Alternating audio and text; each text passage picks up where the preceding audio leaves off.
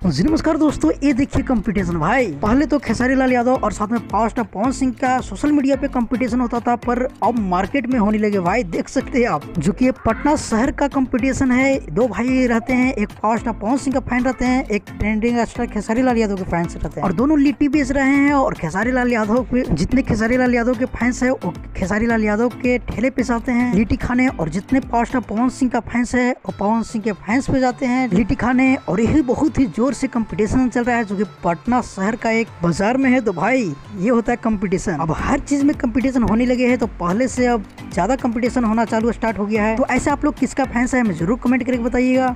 और अगर आप पटना में जाएंगे तो किसके ठेला पे सबसे पहले जाएंगे लिट्टी खाने के लिए, खेसारी या पवन? तो ये वीडियो सोशल मीडिया पे बहुत ही तेजी से वायरल हो रहा है। मुझे लगा चलो भाई लोग थोड़ा शेयर करते हैं। तो फिलहाल के लिए कुछ अपडेट था। अगर हमारे चैनल पे आप नए हो तो हमारे चैनल को जरूर सब्सक्राइब कर लीजिए, क्योंकि भोजपुरी का हर अपडेट सबसे पहले हमारे चैनल पे आता है। जब तक लिए जय हिंद, जय भोजपुरी।